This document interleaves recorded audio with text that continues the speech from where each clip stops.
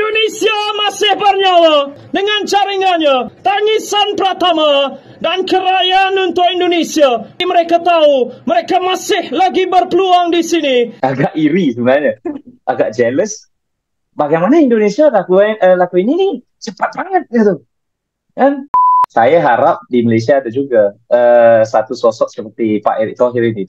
Apa yang dilakukan oleh Indonesia adalah sesuatu yang boleh dikatakan permainan Eropah, kan? Lebih-lebih lagi pemain-pemainnya ramai base di Eropah. Jadi sampaikan saya dengar komentator dari Inggris itu menyatakan, oh, short passing 1-2-1-2.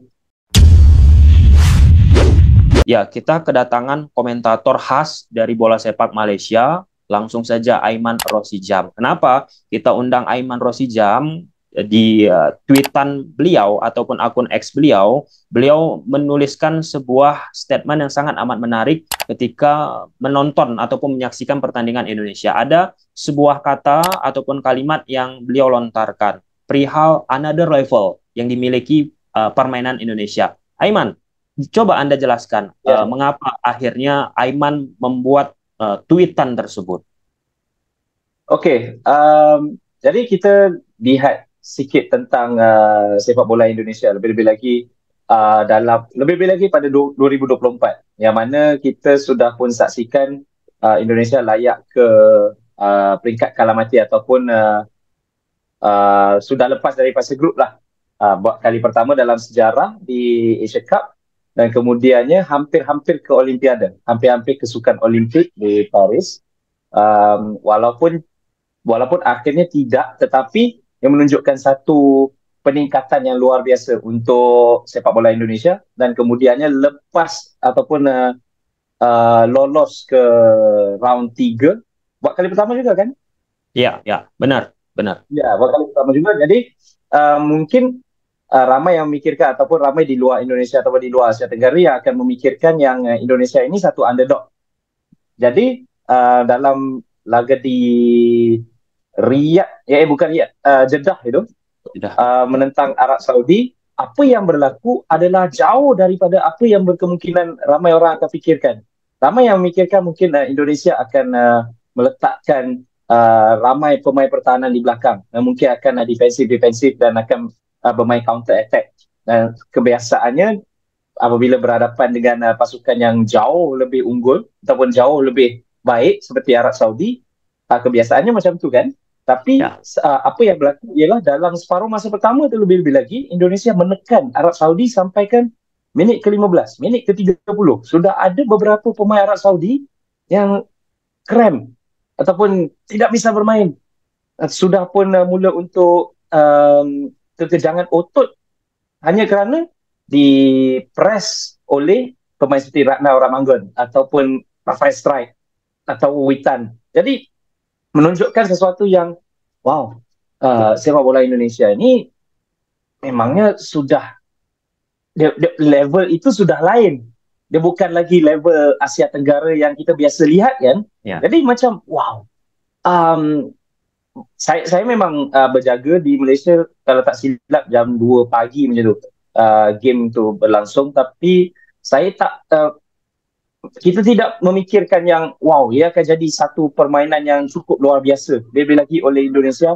Memang kita tahu kedatangan pemain-pemain yang cukup berkualiti itu akan menambah kualiti, tetapi macam mana semuanya klik, semua pemain-pemain itu klik dan membentuk satu permainan yang luar biasa, hampir menang. Saya boleh memperkatakan hampir nak menang, jika tidak kerana satu yang agak unfortunate jugalah, rembatan yang terkena Verdong, yang mana bukan salah Verdong, bukan salah sesiapa. Dan saya suka untuk panggil ini MVP ni, Martin Vincent Paes ni. Kita panggil MVP terus ni.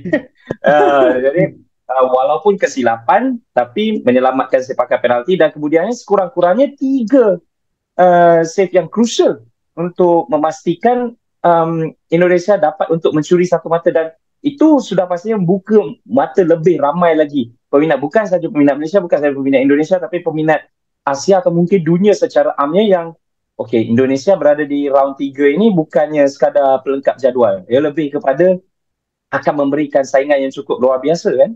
Oke, Aiman. Tadi ada salah satu hal yang Aiman sampaikan soal permainan yang berbeda.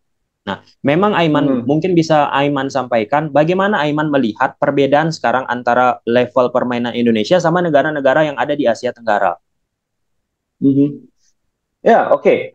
Kalau dilihat ke permainan Asia Tenggara sudah pun level up, sudah pun mula untuk meningkat naik. Semua negara, Thailand, Malaysia, even Filipina, Vietnam mungkin menurun sedikit lepas Pak Hang Seo sudah tidak lagi bersama dengan Vietnam, tapi nampak seolah-olah sudah mula untuk menerapkan permainan moden. Tapi apa yang dilakukan oleh Indonesia adalah sesuatu yang boleh dikatakan permainan Eropah. Kan, lebih-lebih lagi pemain-pemainnya ramai base di Eropah. Jadi sampaikan saya dengar komentator dari Inggris itu menyatakan short passing 1-2 yang membuatkan Arab Saudi yang sentiasa ke Piala Dunia sampai mengalahkan Argentina ya. Tetapi Arab Saudi juga tidak dapat untuk settle down. Padahal mainnya di Arab Saudi. Jadi itu menunjukkan bahawa permainan Indonesia ini sudah pun sangat-sangat berbeza dan semuanya berlaku dalam masa 1-2 tahun setelah Pak Erick Thohir menjadi seorang yang sangat-sangat agresif dalam mencari pemain-pemain yang berkualiti untuk meningkatkan kualiti sepak bola di Indonesia. Oke, Aiman. Jadi Aiman, setelah tweetan Aiman lewat akun X yang viral di media sosial sampai juga ke Indonesia, Aiman, banyak juga sebenarnya influencer ataupun pegiat media sosial di Malaysia yang mengomentari bagaimana permainan timnas Indonesia, perkembangan sepak bola Indonesia. Ada satu sosok nih Aiman yang sangat amat penting, krusial, yang bahkan di media sosial akhirnya bermunculan sebuah statement, ada rasa kecemburuan dalam tanda petik, cemburu antara apa yang dialami oleh Malaysia sepak bola dengan sepak bola Indonesia, dalam arti kata di Indonesia ada Erick Thohir, sedangkan di Malaysia ada nih Pak Erick Thohir. Gimana menurut Aiman soal Pak Erick Thohir ini? Dan Malaysia apakah ada Pak Erick Thohir juga agar upgrading sepak bola juga bisa sama nih? Saya harap di Malaysia ada juga satu sosok seperti Pak Erick Thohir ini. Tapi jadi apa yang Pak Erick Thohir lakukan? Dia sebenarnya tidaklah daripada segi pemain-pemain saja kan. Dia lebih kepada bagaimana yang membersihkan sepak bola di Indonesia. Itu apa yang saya dengar. Bila Pak Erick Thohir masuk, saya sebelum ini mantan pemiliknya Inter Milan ya. Ya benar Aiman.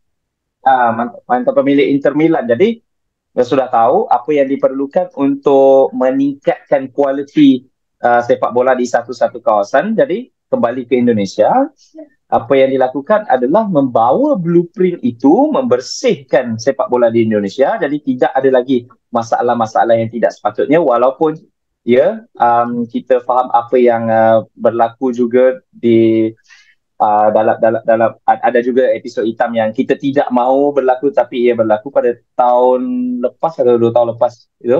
Tapi apa yang Pak Erick Thohir lakukan adalah untuk memastikan sepak bola Indonesia ini dapat untuk naik.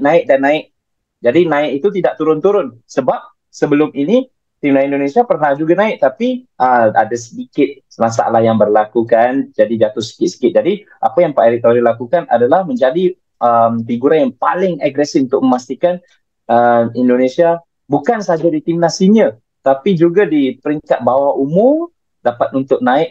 Kerana ramai orang akan fikirkan, pengambilan pemain-pemain ini mungkin short term, tapi apa yang dilakukan oleh Pak Erick Thohir bukan sahaja pada senior, tapi juga di peringkat-peringkat bawah. Jadi apa yang dilakukan adalah dalaman di PSSI sudah pun bersih, dalaman untuk Liga sudah pun lebih baik, dan menambah baik timnas Indonesia, dan lepas ini secara berperingkat mungkin menaikkan kembali kualiti liga-liga supaya dapat untuk bersaing di AFC Champions League Elite dan sebagainya. Siapa tahu kan? Ya, benar Aiman. Jadi Aiman, posisinya pada saat pertandingan sebelum pertandingan mulai Indonesia melawan Arab Saudi itu awak media juga bertanya kepada Roberto Mancini. For your information, Aiman. Jadi saat Erick Thohir menjadi presiden Inter Milan, yang menjadi pelatihnya itu Roberto Mancini. Iya.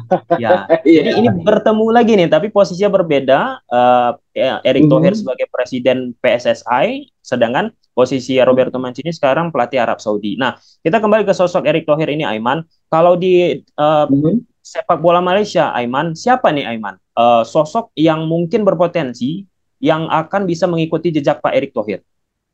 Karena kan ada Oke, juga nih sebenarnya teman yang membahas soal kemarin Indonesia kan juga melakukan nih proses naturalisasi lagi terhadap Max Hilgers sama Elino iya. dikait-kaitkan lagi. Soalnya ada beberapa pemain yang coba dinaturalisasi oleh Malaysia tapi terganjal lama administrasinya.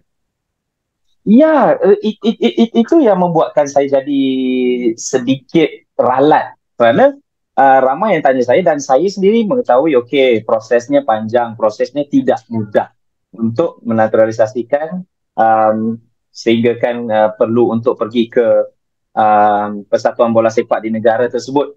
Seperti contoh, untuk mendapatkan pemain seperti Jay Izzes ataupun Martin Paes, semuanya Betul, perlu untuk ke um, FA Belanda gitu betul. kan. Seperti orang Manggon dan ramai lagi. Jadi sama juga di Malaysia, seperti mana Dion Kus perlu untuk pergi ke FA Belgium. Jadi Betul. memang satu proses yang sangat-sangat panjang. Tapi apa yang saya agak iri sebenarnya, agak jealous, bagaimana Indonesia lakuin ini cepat banget gitu kan. Tahu, oke, sudah sudah ada identification tentang satu dua pemain, dan terus langsung bisa naturalisasi, langsung dapat untuk beraksi untuk Indonesia. Jadi apa yang membuatkan Malaysia ni lambat untuk melakukannya? Jadi sebenarnya mungkin ada pemain-pemain yang sudah pun menunjukkan minat, tapi apa yang membantu Indonesia lebih lagi adalah kesudian beberapa pemain sebelum ini untuk memperkuat timnas Indonesia, dan kemudiannya adanya beberapa kejayaan seperti lolosnya ke babak selanjutnya di Piala Asia, dan kemudiannya bisa untuk ke round 3 di kualifikasi. Itu banyak membantu kerana itu akan membuatkan beberapa pemain yang, wah, aku um, ingin memberikan lebih lagi, siapa tahu boleh memberikan satu sejarah untuk timnas Indonesia. Dia bukannya sebab di Malaysia ada satu masalah ini, ada orang yang menyatakan, Malaysia ni jadi second option gitu, second option. Jadi kalau tak dapat untuk beraksi di negara asalnya, okeylah beraksi di Malaysia. Tapi di Indonesia tak ramai yang macam tu. Ada yang pemain yang muda-muda yang ingin ataupun menyatakan kesediaan, dan saya tidak merasakan yang ramai akan memberikan satu masalah ataupun satu perdebatan itu. Jadi sebenarnya dia menunjukkan yang um, di Indonesia, penerimaan terhadap pemain-pemain ini, pemain-pemain yang talented seperti ini, yang ingin atau sudi membantu Indonesia, terus diberikan sokongan. Itu yang buatkan pemain-pemain lagi ingin beraksi untuk timnas Indonesia. Itu sahaja perbezaan. Lebih-lebih lagi dari segi penerimaan penyokong terhadap pemain-pemain ini. Kerana apa yang saya lihat adalah penerimaan penyokong-penyokong Indonesia terhadap pemain-pemain yang ingin membela timnas itu sangat tinggi dan sangat-sangat baik. Jadi itu yang membuatkan pemain lebih motivasi tinggi untuk, aku ingin beraksi untuk Indonesia nih, karena penyokong-penyokongnya mendukung aku, lagi memberikan apresiasi gitu ya. Ya. Kalau misalnya yang Aiman sampaikan barusan, itu pernah juga kita bahas Aiman sama salah satu rekannya Aiman, temannya Aiman, yaitu Case. Bagaimana atmosfer sepak bola Indonesia ini, pendukungnya Aiman, ini luar biasa. Baik itu saat datang ke stadion ataupun lewat media sosial. Bayangkan saja Aiman, ketika ada pemain keturunan ataupun pemain naturalisasi yang dicari, yang akan diproses, itu langsung followers media sosialnya akan meningkat. 1 juta. Martin Paes kan baru saja kan sampai 1 juta gini. 1 juta. 1 juta. Sangat-sangat sangat-sangat ringkas. Oke Aiman, ini penutup kita Aiman. Tadi satu hal yang belum Aiman jawab, apakah ada sosok seperti Pak Erick Thohir nih di Malaysia? Ada yang menyebutkan harapan besar dari pecinta sepak bola Indonesia kepada sosoknya pemilik dari JDT. Bagaimana Aiman? Oke.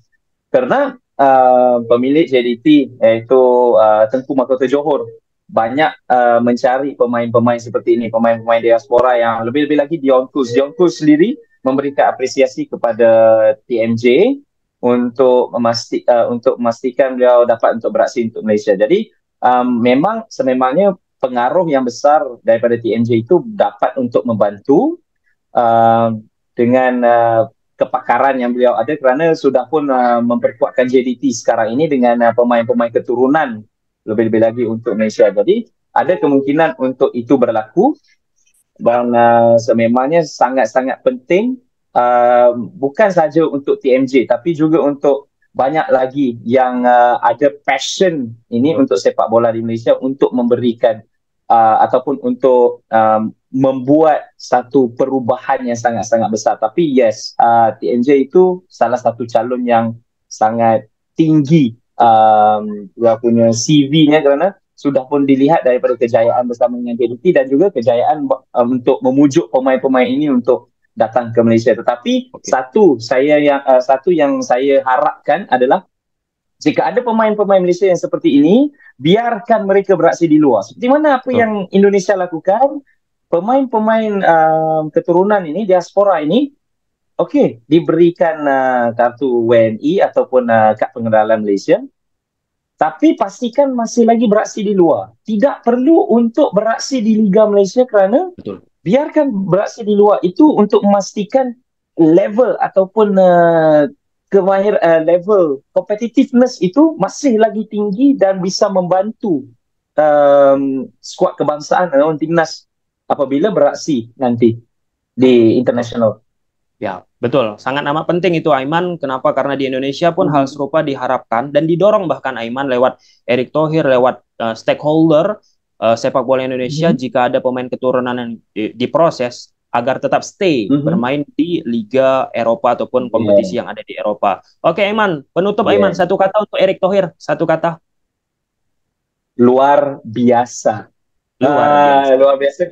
Dan saya sebagai orang yang ada keluarganya juga di Indonesia, saya harapkan Indonesia bisa untuk layak ke Pildun mungkin 2026. Mungkin kita tidak tahu Indonesia bisa beraksi di Piala Dunia kan. Jadi saya akan cukup senang. Walaupun ramai orang kata, Malaysia mungkin iri lah.